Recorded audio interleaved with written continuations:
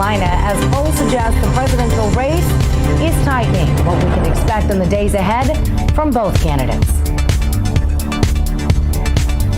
Plus, a preview of our live team coverage from the president's rally tonight with Frontline America's Ben Berkowam and America's Voice contributor Heather Mullins, what the president is expected to zero in on tonight. And the death toll in Louisiana rises following the aftermath of Hurricane Laura. We'll get an update on recovery efforts there from lifelong resident John Bridges of KPLC 7 News and Lake Charles, Louisiana.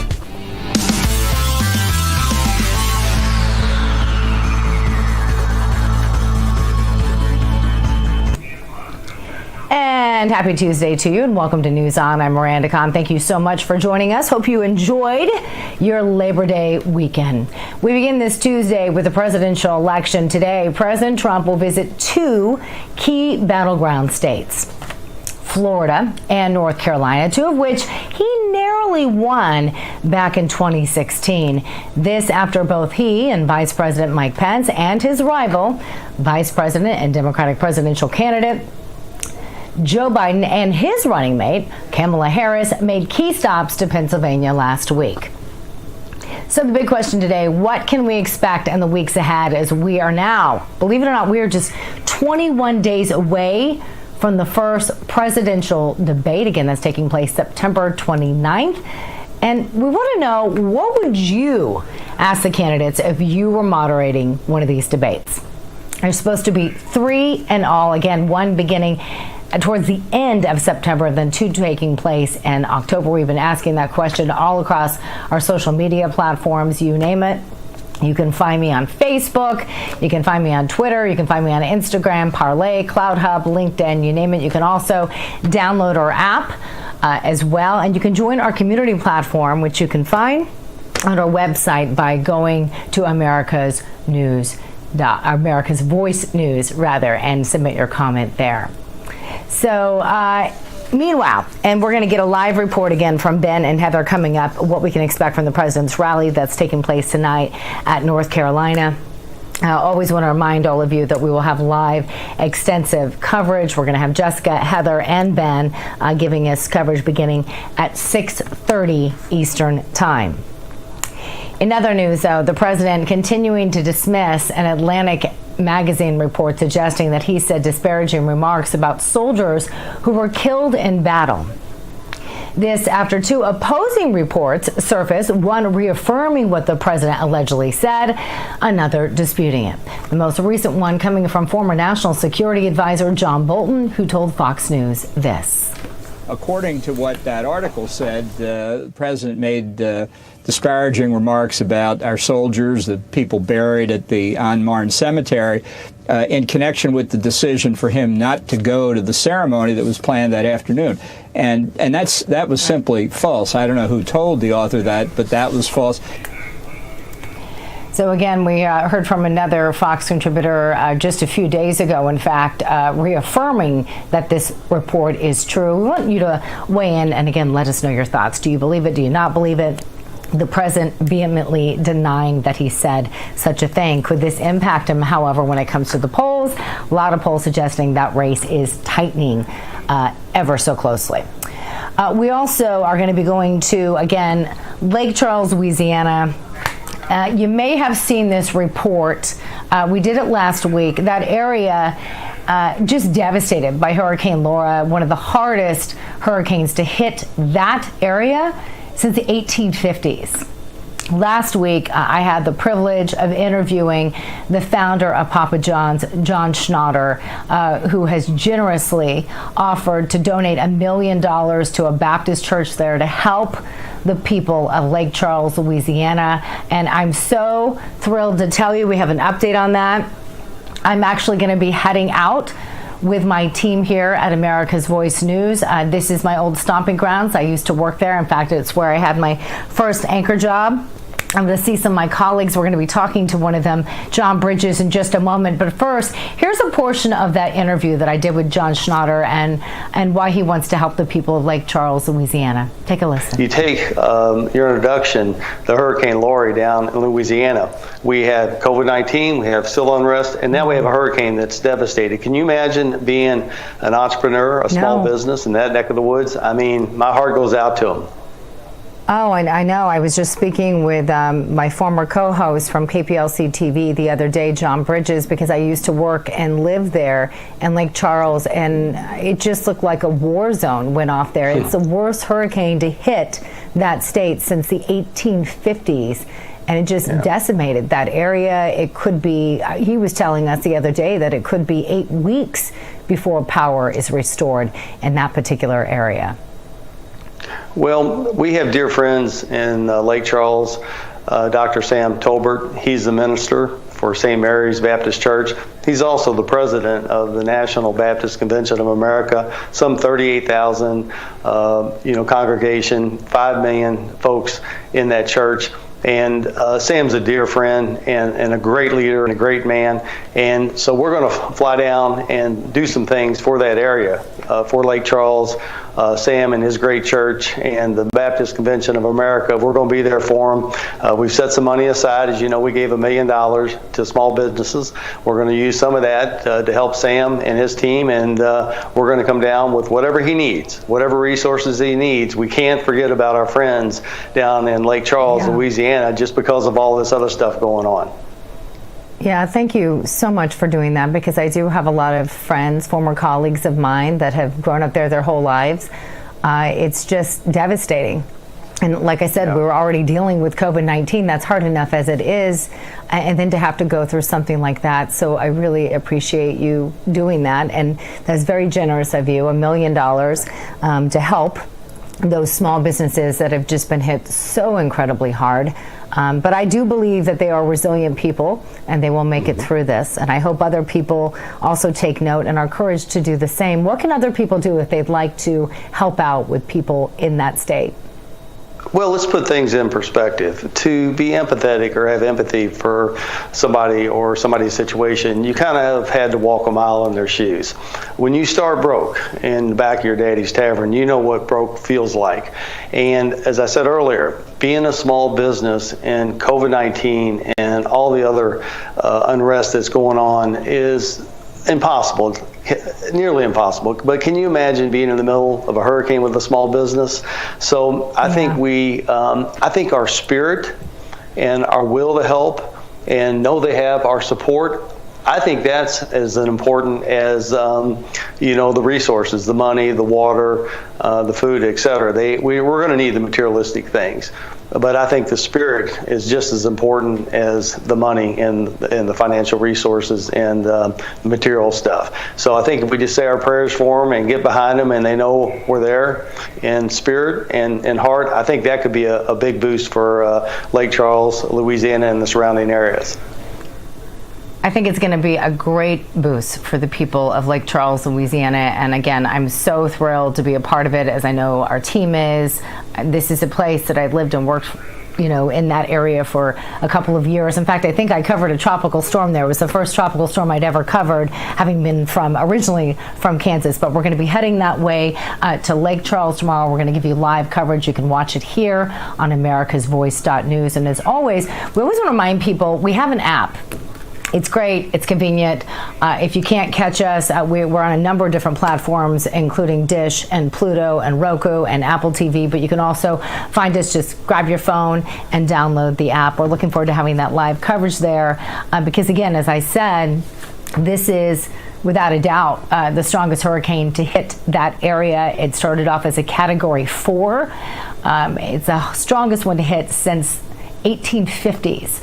And again, this was an area that was already dealing with COVID-19. We're hearing from officials telling people that if they did evacuate, not to come back, that it could be several weeks before power is restored. Life is really, frankly, back to normal in that town. We're going to get an update with my former colleague, John Bridges of KPLC 7 News, coming up in just a few minutes. We're also going to hear your voice coming up. We asked you the question, if you were a moderator for one of the upcoming presidential debates, what would you ask the candidates?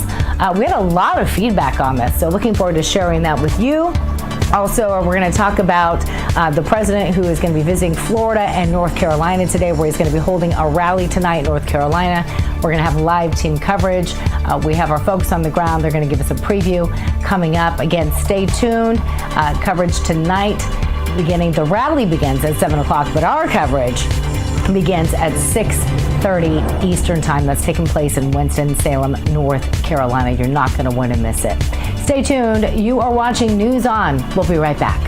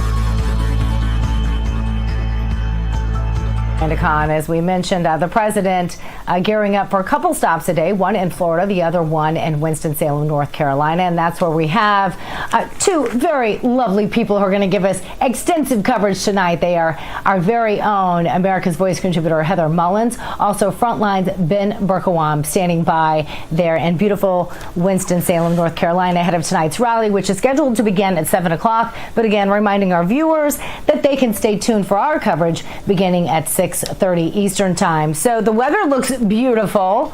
What can you tell us about the rally? We hear that the president is going to be focusing on the environment in particular. What are you hearing?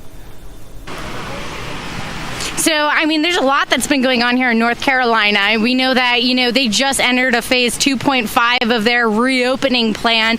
Their current governor is Democrat Roy Cooper. So there's a lot going on here in the state of North Carolina. And I think the president has really done a great job each rally tailoring his vote to the issues in those respective states. So it'll be interesting to see how he, articulates his message later this afternoon.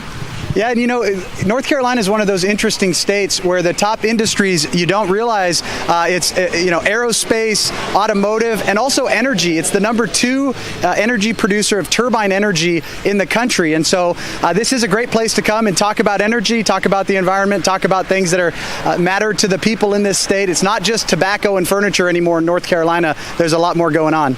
And this also became the first state in the country to send out absentee ballots. So I think when we were having the conversation of mail-in ballots, absentee ballots, and what's going to go on in the November election, I think the president's going to address that as well.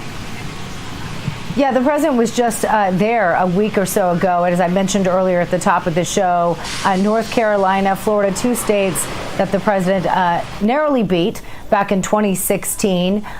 Does this show, and we've been seeing some of the polls, some tightening between him and his Democratic counterpart, Vice President Joe Biden. Does this suggest that the president is concerned about these key battleground states, Florida and North Carolina, especially since this is his second visit there to North Carolina in about a week? Well, the first visit was about Wilmington, and that also, the new World War II monument that they erected, or that they're putting up, which is an awesome thing for North Carolina. I don't think so. I mean, if you look at the polls back in 2016, it was the same thing. They had Hillary. I mean, all of the polls, basically, as we led up to the election, it was Hillary was going to win in a landslide. And so I think it's more about the down ticket races, that why President Trump is hitting some of these states so hard. Here in the state of North Carolina, obviously, they'd love to have a Republican governor, and you've got down ticket races that are really important for the Senate and the House. So my estimation is that's why he's here, but also he obviously wants to win. It was only a 3-point margin in the last race, and obviously I think he'd want that margin to widen in the next one. Yeah, and I think, too, Ben brings up a great point that with the president, he's had a lot of hardship in dealing with Congress because the Democrats had the number. And I think he's not only campaigning for his own reelection, but he's campaigning so that we can actually get stuff done in Congress. And he wants these other legislative races to, have some attention brought to them. Yeah, Ben, I want to go back to a point you kind of made. Obviously, I mentioned at the top of the show, there's that story that's continuing to circulate from The Atlantic, suggesting that the president said some disparaging remarks about soldiers who were killed. He canceled a trip to this cemetery in Paris. This took place back in 2018. You now have his former national security advisor, John Bolton, saying that he said that this report is absolutely false. Of course, then just a few days ago, you had another Fox contributor saying that this was in fact true. How much of a hit do you think the president is taking from this particular article, in your opinion, which he denies, by the way? I think personally, very little, if any. I mean, this is what we've come to expect for the last 3 years from the mainstream media. It's attack after attack after fraudulent attack. I think to his base, it means absolutely nothing. To his opposition, they'll believe it no matter what. And I think to the middle, it's one of those things that it's, if there was a trend there, it would make sense. But there's not. President Trump is one of the most pro-military presidents we've ever had. So I don't think it does that much for him. But, we'll see. And I think you can sort of gauge that it's not going to have an effect on him when you see the people that we interview. A lot of them are Democrats that have actually woken up to the whole fake news and media manipulation. And so we're evidence of that every time we cover these rallies. So I don't think it's going to negatively impact him at all. Well, Heather and Ben, thank you so much. Again, our coverage is going to begin at 6:30 Eastern time right here on America's Voice News. They are on the ground. They're going to be interviewing people, sharing what people in the audience think, what residents there think. We'll hear what the president has to say, as you heard Ben saying that it's probably going to focus pretty strongly on manufacturing and energy tonight. Look forward to that. Still much more to come here on America's Voice News. Coming up next, KPLC anchor John Bridges is going to join us live from Lake Charles, Louisiana, to give us an update on the aftermath of Hurricane Laura. This after reports are suggesting that 25 people have now died in that state as a result of that hurricane. Again, one of the strongest hurricanes ever to hit that state. We'll get a live report coming up next. Plus, we'll hear from you, your voice. What would you ask the presidential candidates? That's coming up next. You're watching News On.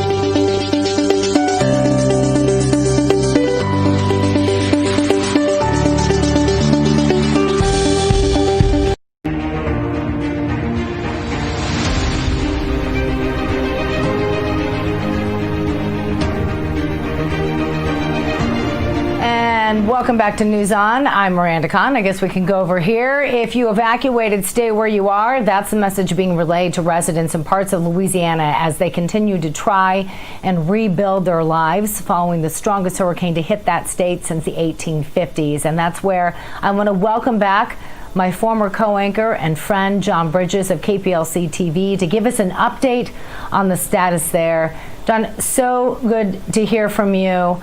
I'm looking at these reports. I've been trying to keep up to date as much as possible. And now I'm hearing reports that the death toll has risen to 25. And of course, we talked to you last week and you said some of that was because of generators. What can you tell us? Yeah, that's really been the only problem. We don't know of any particular fatality from the storm itself, Miranda. And so often, being in the media for 40 plus years, we focus on the death toll, and thankfully, you know, the death toll is low here due to the hurricane. But it's the weeks and weeks without power and food and other necessities that really are affecting residents here in Lake Charles in Southwest Louisiana. Yeah, I'm hearing Calcasieu, which is where I used to live.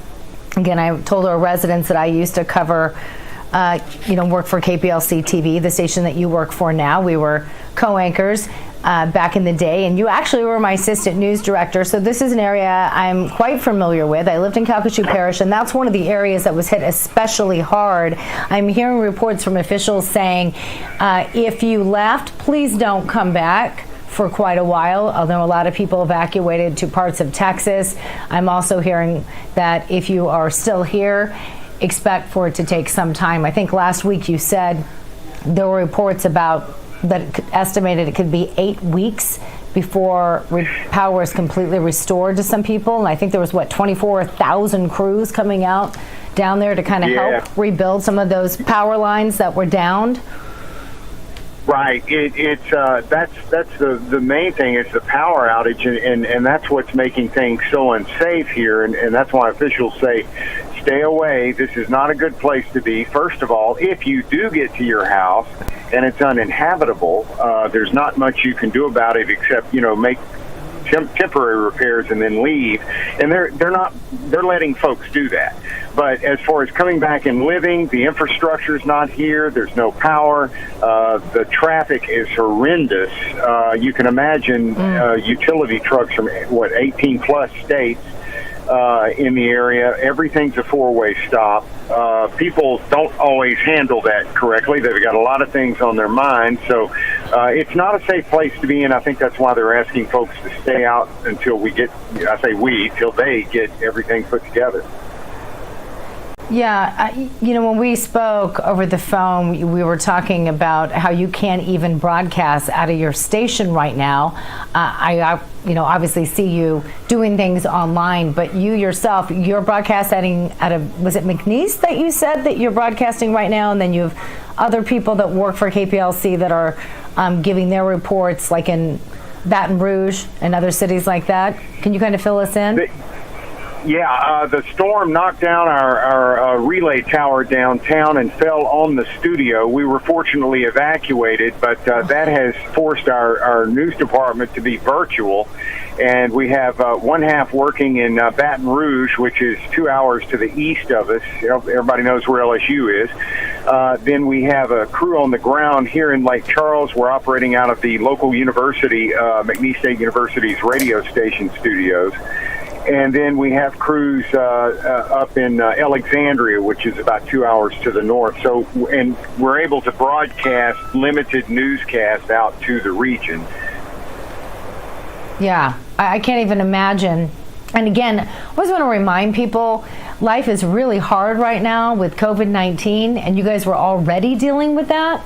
And then to have a hurricane, a Cat 4 hurricane come and hit your area, it's just unimaginable. And I've actually heard from some of our viewers, Dylan Stouffer, who you may recall was friends with some of our colleagues there, and he's now in Texas. And he sent a bunch of pictures that I shared on Facebook with some of our viewers, and they were just stunned. And someone said, one of our fans said, thank goodness you people are covering this, because I'm not seeing a lot from other media outlets. What's been your take on that? Do you think the mainstream media is giving you guys enough coverage? I'm in the media, so I know how the news rotation works. Good or bad, that's the way it happens, and you move on to the next story. So I understand that more than a lot of people here. But there are those. Sure, and again, I'm not. They feel like we've been passed over. That we got our 2 or 3 days of coverage, and then since no one really the numbers weren't that high on the death toll, that it's time to go back to the presidential race and all the other stuff that to Southwest Louisiana residents who are cleaning out their houses, they don't care. So they just want to get back to life the way they knew it, whatever that was before Hurricane Laura. And COVID, it got pushed to the side whenever people were preparing, and after the storm, you tried to wear your mask when you could, but in certain situations, you just can't. And so I'm holding my breath on that, too, and just hoping that there's not a breakout of of severe cases after the storm. Have you heard anything, or are tests available when it comes to COVID-19? Yes, there are COVID tests available, hepatitis tests, tetanus is another problem, tetanus shots that are available, stepping on nails. Those are available at sites where you pick up ice, water, things like that. The damage, though, from this area, you picture that every neighbor on your street, every neighbor in your neighborhood decided to have 2 trees cut down. That's what the neighborhood looks like right now. Yeah. Well, I looked at these images and I don't even recognize it in a lot of parts that I've seen. I'm like, oh, wait, that's downtown? I know it's been a while, but yeah, I can't even imagine. Right. So as I mentioned earlier to some of our viewers, we are going to be accompanying John Schnatter. He, of course, is the founder of Papa John's. You know, he's a man that, started off, working out of a broom closet and then, built a business, and so he feels for a lot of those small businesses, and he has some friends in your neck of the woods and has decided to donate $1 million and is going to be donating the money to a Baptist church, and we're going to be accompanying him there tomorrow. I'm hoping that I get to see you, my friend, and some of my other former colleagues and lifelong residents of Lake Charles, Louisiana. And for people watching, I actually tagged you on Twitter. I told you that the other day. I have so many people going, how can I help? I feel like these people have been forgotten. What advice do you have? Because people do see these images and it does just break your heart. What can people do to help the residents of Lake Charles, Louisiana? There are some local agencies where I personally have seen the money go straight to the efforts, and the Community Foundation of Southwest Louisiana is one that has been around for a long time. They establish a trust, and then they help folks through that. Community Foundation of Southwest Louisiana. The Salvation Army is on the ground. They are working as well. And then in the Sulphur area, Care Help of Sulphur. So those are 3 agencies that I can say that I've personally seen operating and are doing well. Miranda, I hope to see you tomorrow. What a great thing to happen for Southwest Louisiana on that. And I've got to go on the air here in 3 minutes. All right. Well, good luck. I'll see you tomorrow, my friend. Thank you so much, John Bridges. Thanks, Miranda. At KPLC 7 News. Thank you. And again, we'll bring you live updates tomorrow here on America's Voice News. We now like to send it over to Weather Nation's Patrick Crawford for a look at what's in store weather-wise across the country as parts of California continue to battle those wildfires. I'm Weather Nation meteorologist Chelsea Ambrose, and some of the top weather headlines we're following from coast to coast, the below average temperatures that is also bringing some widespread snow into parts of the central Rocky Mountains. As we look at high temperatures today through the north central region back over into areas of Montana, Wyoming, and into Colorado, these are our high temperatures, not our overnight temperatures. High temperatures this afternoon for September 8th. As we look at Rapid City, 47 degrees, Kearney 44, even Chicago 65 degrees, and that cold front that's working through is cold enough to change any of that rain that's out there, maybe even over to some wintry mix. We've seen it so far today, and more of that's going to be accumulating into parts of Wyoming and Colorado as we go even into the late nights tonight. As we go overnight tonight, still have some frost advisories to get through into the northern high plains because Bismarck, Rapid City, we're looking at temperatures to be below freezing. 31 is forecasted, 20s along the I-25 corridor. Yet as you go farther to the east, still mild, still areas like Louisville and Indianapolis in the mid 60s. But that cooler air is going to try and catch up. You can see how it gets halted right in the central parts of the country. Louisville to Indianapolis, 80s and 90s. But for areas to the north and to the west, tomorrow we're still going to be in the 50s and 60s. Denver, Pueblo, still in the 40s. So it's still going to be pretty chilly out there. But that cold air is what's giving us that changeover from rain to snow. It is a very very early season snow for areas in Wyoming and down into Colorado, New Mexico, parts of Utah. And we could see significant amounts of snow accumulating over the next 24 to 36 hours. It's already been snowing early this morning into Wyoming and parts of Colorado. But check out that forecast. Pause at 9 o'clock tonight. Widespread heavy snow showers and the possibility for snow to linger even into early Wednesday morning is very likely before all is said and done. Maybe some mountain snow still trying to spit out by the time we get into Thursday. But we are on the up and up. Areas like Casper, Wyoming, we're headed up into the 80s by the weekend. We just got to get through the next cold couple of days before we warm up. And that's just one of our headlines, Patrick. The other one we're following, you got the details. Yep, we've got some heavy rain that's still back in that forecast into areas of the upper Midwest, the Ohio Valley, even the Mid-South going to be dealing with that potential of some strong moisture coming out of the Gulf of Mexico, feeding in to that stalled frontal boundary. Check out all the showers and heavy thunderstorms moving across the upper Mississippi Valley, the Great Lakes, and we're going to continue to see that pick up again late tonight, early into tomorrow morning for states like Iowa, southern Minnesota, eastern Nebraska. Some heavy rain potential into those areas as well. So looking ahead for the rest of today, there will be flooding potential, especially northern Illinois and northern and northeast Ohio. And a lot of that flooding potential in north and northeast Ohio is all because of the heavy rain we had yesterday. The ground is just completely saturated. It's just not going to be able to hold any more moisture. So even a light shower, we might start to see some ponding and some buildup of water on the roadways. So definitely watch out for that in those areas. And as far as the forecast for rainfall, really picking up on what I was showing with that heavy rain into Iowa, northern Missouri, eastern Nebraska. So from Kearney to Des Moines, could see a solid 1 to 4 inches of rainfall. Maybe some isolated spots exceeding that 4-inch mark and then maybe approaching 5 inches, maybe even getting above that. So this is something we're watching very closely. We've got Green Bay, Wisconsin, where the rain is just going to dominate the forecast. Looking ahead to the weekend, temperatures do go up there in northeast Wisconsin, but we could see a shower out there on Saturday. And as we look at Chicago, Illinois, the Windy City, weekend weather looks great, but there will be a lot of rain to deal with for this Tuesday. Could impact road conditions and also could produce some flash flooding. That's the very latest weather information here. Back to you in the studio. Thank you so much, Patrick. Well, here at America's Voice News, our goal is to give you a voice. This is our favorite segment here to do on this program. Simply join our community platform, which you can find on our website at americasvoice.news, or you can reach out to us on social media. Again, we are on Facebook, we're on Twitter, we're on Instagram, we're on Parler, we're on CloudHub, you name it. You can also, again, reminder, just download our app onto your phone. Submit your comment or question, and guess what? You may air it here on this very program. Doesn't matter what side of the spectrum you are. People ask that question all the time. Your voice matters. All right, so last night we asked this question.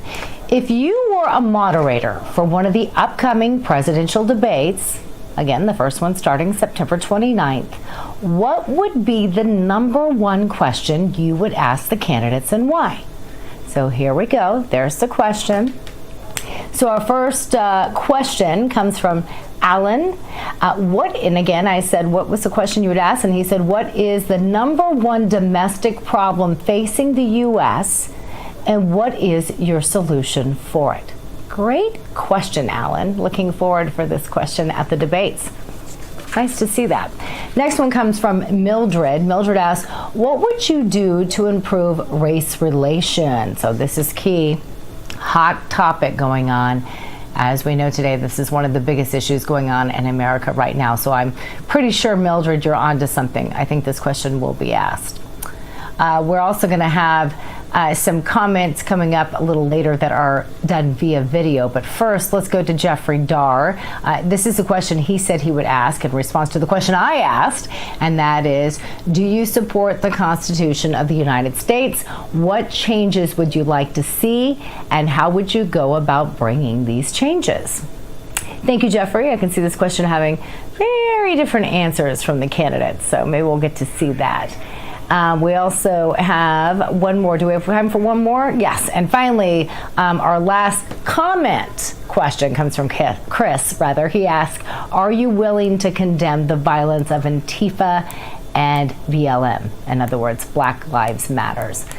Great question. I'm sure they'll probably be asked that as well. Getting so many responses. Again, we also encourage you to submit us video responses, and we're going to have some of those coming up after the break here on News On. We'll be right back.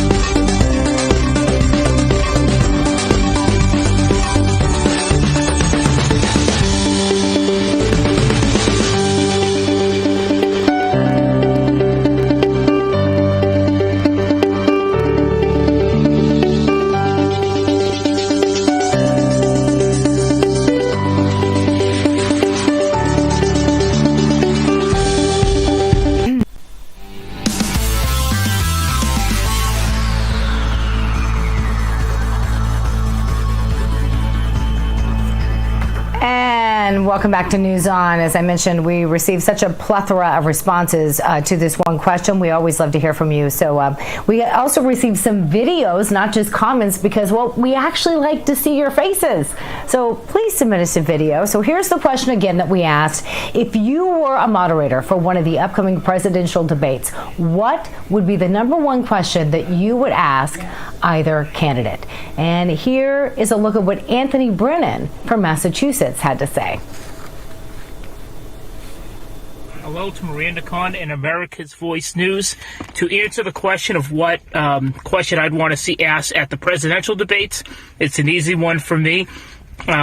Which president would be willing to end all of the wars that are being fought right now and bring the troops home? So a lot of different reasons. The American deaths that are happening and the soldiers who are also getting injured and having PTSD and the effects it not only has on them and their families. Also, the fact that we're making so many enemies in these wars and the budgetary cost. On top of that, also, too, you look at the third world and you see all these third world people getting maimed and injured and displaced as well. We just don't hear about it here in America. None of these wars are declared by Congress. and there is no exit strategy for any of them, and we don't know what the stated goals are for any of them. So that is exactly the first question I'd want asked. Thank you, bye. Thank you, Anthony Brennan. Always good to hear from you. Again, we love seeing those videos, but I think a lot of people would probably agree with you, or at least think talking about the wars should be one of the critical issues to ask either candidate, especially considering what's transpired over the last 20 years. Our next question on video comes from Kel Thompson of Florida. Here's what he would ask the candidates.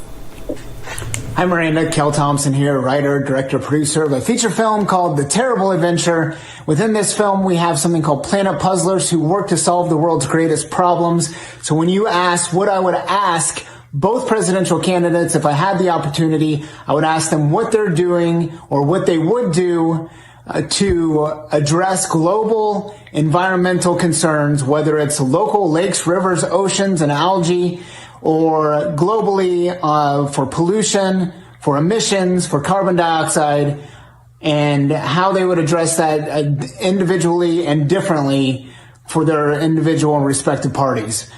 So that would be a wonderful thing to know. Thank you for giving me the opportunity to ask this question. Hope it gets addressed.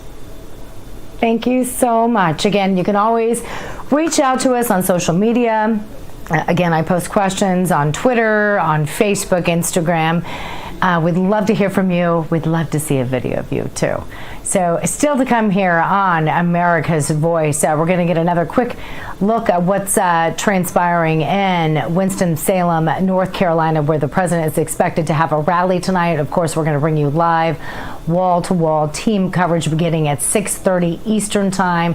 We're going to get an update from Heather and Ben coming up next. We'll be right back.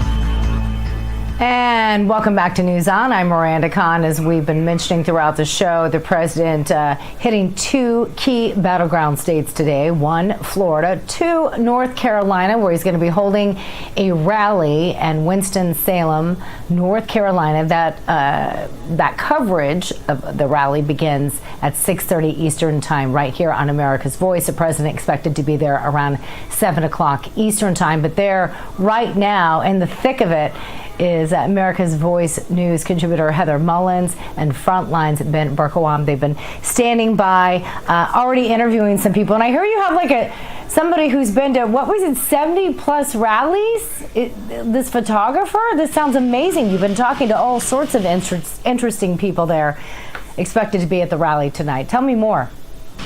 Yeah, let's bring Ray over. We got Ray Reynolds over here. Ray, I think you and I met actually at the Greenville rally. We did.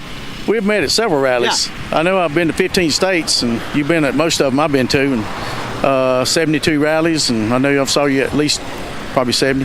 Why is this so important to you? 72 rallies? Are you getting bored yet? Are you still excited? Never. This is the best thing you could do. I was born in Mount Airy, which is right up the road, which is Mayberry. So I'm pulling for Dan Forrest and Mark Robinson. And then in Virginia, I'm pulling for Amanda Chase for governor. So also we got to let everybody know Donald Trump's going to be our president again for 4 years. All this is going to be for our economy and our freedoms. Now, can I ask you a question? You come out here as a volunteer, right? Yeah. So that takes a lot. You obviously are very passionate about the president. Like, what about him makes you come out as a volunteer to 77 rallies in all these different states? His fourth rally, I got to be with him as his meet and greet photographer behind the scenes, and I got to see how he treated law enforcement and the vets, and what he did for some other people, and how he treated me as an individual. And of course, once I shook his hand, he had huge hands, and I had to tell him that Rubio lied. We become friends, and when he hugged me, I told him, I said, "You're about 6'3", you could be my dad." He sort of adopted me. Oh. So you actually, that's a great question. Miranda brought that up in the last segment. The way he handled the vets. So we just heard the story come out of the Atlantic. We've heard the stories. They attacked him on his comments about Senator McCain. What was your experience like towards the vets? And do you think all the stuff, the attacks, are working against him? These people that are attacking him, saying that he doesn't support the vets. Well, you didn't know I was the Vets for Trump photographer. I was Tony Porter's personal photographer, the Wounded Warrior, and at Myrtle Beach, Trump put a special place just for the wounded vets that had protected our country. They were in one section so they could be catered to. At each event, Trump took care of the vets better than anyone I've ever witnessed. And with General Flynn at Virginia Beach, first time I met him, all the people I met that were vets, Trump treated them like royalty. So the stuff that we've been hearing from Atlantic is just total fake news. It's to get people's mind off what's going on. Yeah, and that's been the case for the last 3.5 years from what I've experienced. Mm-hmm. Yeah. Miranda? I just can't believe it. I love the big hand comment. That was hysterical. So out of all those rallies, I have to ask you, which one was your favorite rally and why? And what would you like to hear from the president tonight? If you could just relay that to Ray, Ben, that'd be great. Absolutely. So Miranda wants to know, out of all the rallies that you've been to, which one has been your favorite and why? Oh, that's a hard question. My biggest rally would have to be election night, when I got special credentials from Dan Scavino to be there and witness history being made. And I got to see on 3 large screens the liberals and Democrats cry for 2 or 3 hours when we already knew who the president was. You know, that was the biggest rally I went to, was election night. I got to witness history. That's incredible. And hopefully you were treated with respect when you left the election night rally. Because we saw what happened with Senator Rand Paul when he accepted his nomination, and sort of that treatment. I have never got respect from your fake networks. They've threw my equipment off the stage. They've cursed me. They've called me stupid. And when people find out I'm a volunteer, they tell me what an idiot I am, that I should be getting paid. We have to give to get our country back. And I'm not the only one out here doing this. We got other people too. We got lots of following. We got lots of supporters. Is that what it comes down to for you? Saving our country? We got to save our country. We got to save our religion. We got to save our military. We got to save our country as a whole. And today you'll see, this looks like an Elvis concert. When you see all the women here, they're looking their finest today because they want Trump to see them. Looks like an Elvis concert. So I got a question for you then. So you've been to all these rallies. You're very passionate about it. If you could reach out to somebody that maybe is on the fence about whether or not they should support President Trump, what would you say to them? I would say if you want to keep the economy where it's at and you want to keep going on vacation, you keep wanting to buy new toys, new cars, you better keep supporting Trump, because me being in construction business, I know what it was like during the Obama days. And in 2011, I lost everything thanks to Obama's wonderful policies. I lost my mom and my sister in 2015 because of the Obamacare insurance. And that's why I started doing this, because my two family members passed away because of the wonderful Obamacare. I'm sorry to hear that. And you know, Miranda, we hear stories like this, story after story, when you compare Joe Biden versus President Trump. There is no comparison. Well, that's definitely the consumer viewpoint, and we conservative viewpoint. Thank you so much. I really do appreciate it. Please thank Ray Reynolds there for chatting with us today. Eventually, he's going to narrow down some more of those rallies, 70-something plus rallies. That's a diehard Trump supporter. That will do it for this edition of News On. Be sure to join us tonight at 6:30 Eastern Time for our pre-rally team coverage. That is going to be joining us for that coverage is going to be Jessica Rivera, Ben Berkwam, who you just saw there, and Heather Mullins. Again, that's going to take place in Winston-Salem, North Carolina. It'll be interesting to hear what the president's supposed to talk about. We're hearing that he's going to be focusing a lot on the environment and energy. As always, you can follow us on social media and our own Join the Community platform, which you can find on our website at americasvoice.news. Yes, we have our own social media platform. So if you feel like your voice is being silenced, again, whether you're a conservative or a liberal or somewhere in between, we want to hear from you. Send us a comment. You can private message us. You can submit your videos. We always love to hear from you. And of course, remember to download the app, easy peasy, onto your phone. That's the easiest way to watch us wherever you are. And be sure and join us tomorrow. Again, I'm going to be joined by the founder of Papa John's, John Schnatter. We're going to be joining him in Lake Charles, Louisiana, where he's going to be giving that very generous donation of $1 million to a Baptist church there to help the residents there who have just been devastated by Hurricane Laura. Looking forward to that. We'll bring you live coverage here on America's Voice. In the meantime, thank you so much for watching. Hope you have a wonderful day, and stay tuned. America's Voice Live is coming up next. See you tomorrow.